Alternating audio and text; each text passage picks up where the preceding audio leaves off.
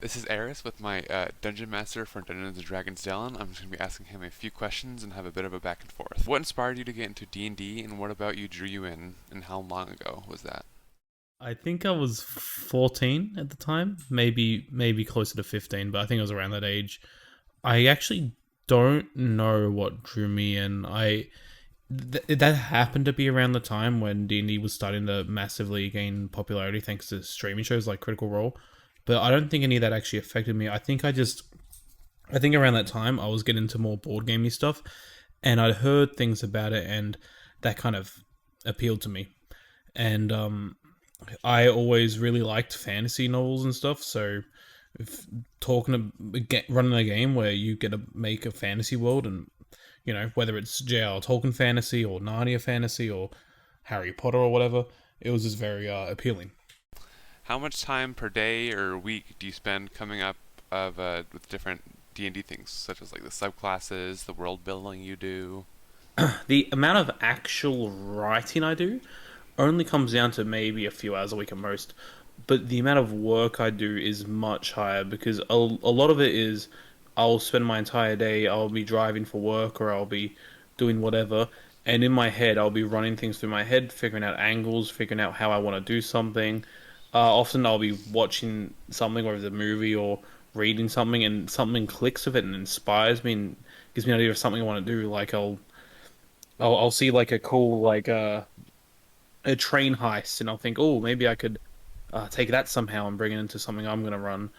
So technically, a lot of my time is put into work because it's always kind of at the back of my mind. I'm kind of always, whenever I see something and it's kind of inspiring, I'm kind of trying to figure out how to flick that over into my world and how I run my game.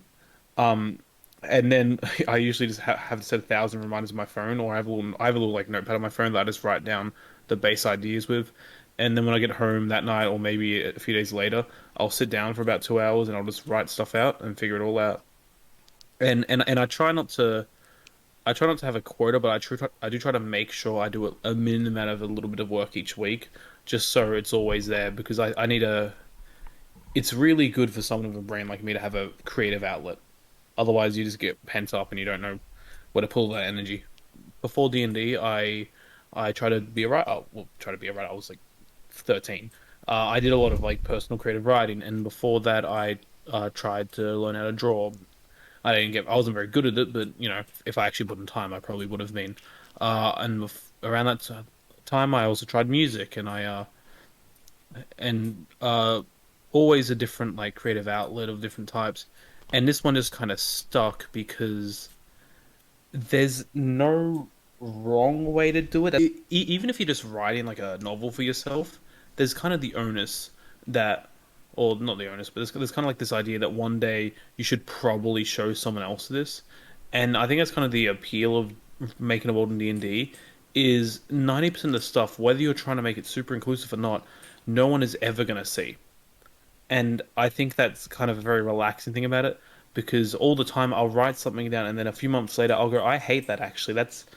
I do not like how that came out, and I'll completely rewrite it, and no one had to know that what the older version of it was like. But yeah, it's good to have a creative outlet, and I think I've bounced between many, but D&D is definitely the one that stuck just because well, it's collaborative, you get to play with other people, and there's also that you can keep it a bit more personal. But if you want to kind of show it to other people, there's a really good system, which is the game, to do that with. Yeah, so you're saying that there are some secret subclasses that you haven't given to us yet? No, well, actually, there's probably one or two like on my Google Docs somewhere, but I would not ask people to play those because those were probably made before I understood how to design something in an interesting way. No, generally when I finish a subclass, I just put it up on the document straight away so people can look at it. 'Cause that's half the reason I make them is because people look at them and they get excited to play another character. Well, the subclasses are very much. I don't think people should design their. This might be a controversial topic for D&D. I don't think people should design something that they want to play because if you design something you want to play, you make it super strong and powerful because you go, oh, I want to win. Well, you can't really win in D&D, but you make it really strong and powerful because that's what you want to do well. Whereas coming from a having designing them for someone else, you can kind of come with a perspective of I really want this to be fun for them to play, because if someone's putting aside 10 weeks or whatever, however long the campaign goes on, it's been 20 weeks of us to play this, then it better be enjoyable for them. And you can get those moments where you go, oh, I would love having an ability like that. But you've also got that kind of disconnect because you're not making it for yourself, so you're kind of aware of limitations you need to be putting on things and stuff. And there's no shame in going back and changing it. I'm not. I wouldn't say I'm always putting stuff out. I think I'm just. I actually just do it in bursts. Really, I'll spend several days thinking about stuff, and I'll write a few notes on my phone, and then one night I'll sit down and I'm just having a bit of a whatever day, and I'll go, all right, I just need to put something down on paper to kind of get out of the funk, and I'll just write for an hour or whatever, and then I'll put up two or three things, and I'll go, all right, that's great, and that's just how it tends to go. So I made the very first map in November of 2020, and then coming into I think January 2021. Yeah, here's another document. Let's see. Yeah, coming into January 2021, I started putting more work and I kind of expanded beyond that map and I added other countries. And that was very much just for me because at the time I wasn't playing the game and a lot of my friends weren't really interested in playing and also we have schooling stuff to do, university jobs. It's hard for us to get together and COVID as well made things difficult. Um, so when I was designing a lot of the first, I think I did two for each class. So the first 26 subclasses and and all of the maps and world data, I kind of had this idea that this was just for me. This was just a passion project, and it was never going to see the light of day. And it wasn't until September last year, 9 months after I started working, really putting in work on this, that I actually got I actually got something out of it. I can actually send you. Hang on a second. I can actually send you the original map I made in 2020, so you can see a comparison of what it looks like between what it looks like now. And then the second map was kind of adapting that first map and going, okay, well, how do I make this look actually good? And let's put some other details here and there. And yeah, I love this. This is and it just kind amazing. of yeah. And then I started, putting lots of effort. And that's just kind of yeah. I kind of lost my train of thought.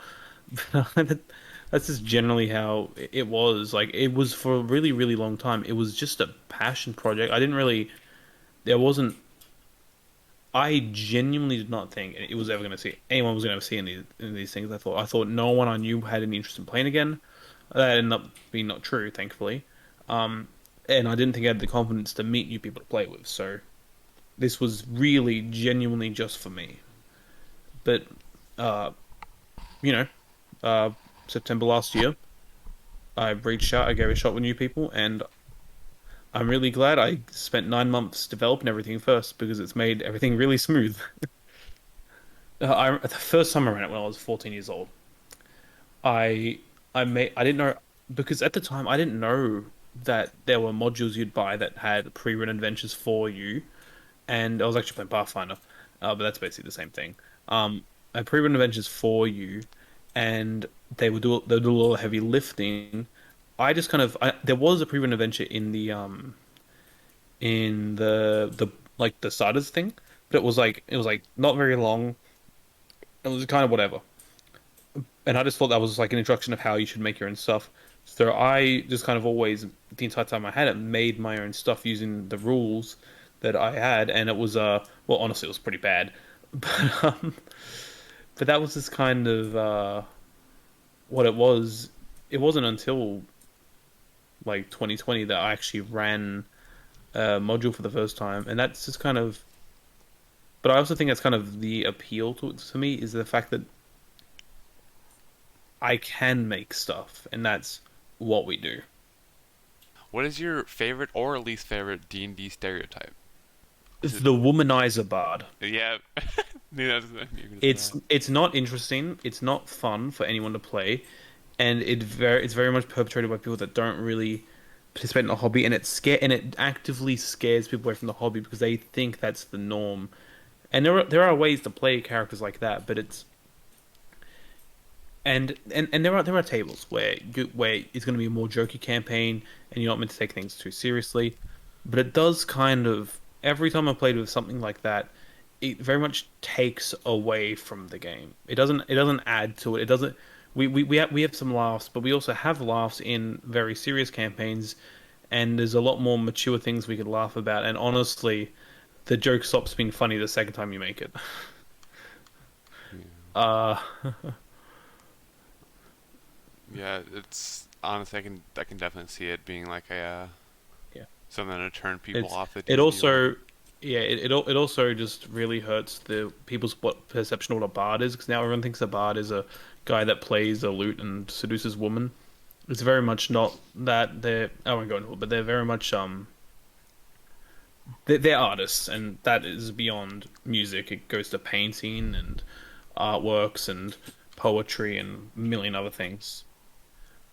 Dancing if you wanted. I think all the best D&D comes out when you're really willing to expand on top of what you already have, and stereotypes like this really work against that. The same way that the same stereotype is every wizard takes fireball as their only spell, because it really takes away from the individuality of how people make their characters, which I think is really really important. I don't know if I have a favorite one, but there are funny ones.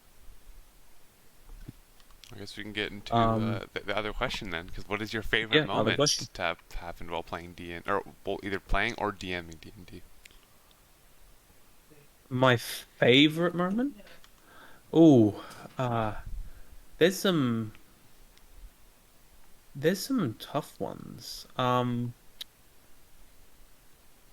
There's two in mind, if you don't mind me saying two, Yeah. because there's one that happened like 2 weeks ago, and there's one that happened 4.5 years ago. Ooh, that So was. the one that happened 2 weeks ago, I'll go with this because this one's very recent, and honestly, it had me smiling for like 4 days after it happened. Um, the entire time we've been running the campaign with you and everyone else, I'd been putting not really putting in anyone's face because I don't think people like when you put kind of not the most important things in their face, but I do like it being a running theme of I like having themes. I like having like literal literary themes running through my campaign, whether it's entropy or something else. There's a lot of themes of entropy in our campaign, but there's one running theme in our campaign as well, which is it's about poverty and government and how and just generally how corruption works. And it was very clear from session one that was kind of a major theme, but I don't think it really stuck. I think people just kind of saw them like, oh, it's a cool city with lots of crime, and they didn't really think about it too much. But then, like 2 weeks ago, you guys returned and you fought some bandits. And after killing the bandits, you looked through their belongings and realized these people were in debt to like some crime lords. And you realized, or at least some of you realized, how messed up the whole system of everything happening here, and the fact that these people probably shouldn't have died. And then you began, and some people began reverse engineering a lot of things that had happened in the last 10 weeks, and begin to think of it from a broader and wider point of view. And I thought I was really happy that I didn't really push that onto anyone. I just consistently kind of had it at a low level until it finally clicked in someone's head how what was kind of happening. My other favorite moment was was in a game called Starfinder, which is like Pathfinder but it's sci-fi themed, where where I thought my players would just see a tree that was made of bone and think that's weird and funny, and instead they kidnapped it and spent the entire rest of the like 4 month long campaign using the bone tree for a bunch of experiments, which is it's just really funny when you put a little detail out there and people focus on it and make it the most important thing. And it's insane how much of an impact this bone tree had on the campaign. When it was just me very much going, okay, what would be in a creepy mad scientist like lair? What about like a tree made out of like bone that grows via blood? And they took that and went, all right, what if we feed it bodies and then use it to make like armor plate? And I'm going, what are you talking about? But they really loved it. And honestly, it really added to the whole thing. I really love it when people engage with the little things. Engaging with like the world is the best things. But it's not even engaging with the world. It's engaging with the things that even I think are not important. I will put out I will put out like a name, and it'll be like a name of an ale or something, and people will go, "Hey, so that sounds we you'll call it like Iron Brew Ale," and they'll go, "Hang on a second, Iron Brew. I think we made a dwarf that was called like Calder Iron Brew," and I'll be like, "I forgot about that," and they'll go, "Oh my God, I reckon his family owns like a winery or like a an alcohol production facility of some sort." And they like really attach onto this, and I think it's really important. I think it's a really cool thing that I purposely did this, and I didn't. Or sometimes I did purposely do it, but it didn't mean much to me, but it means a lot to them, and that is a beautiful moment.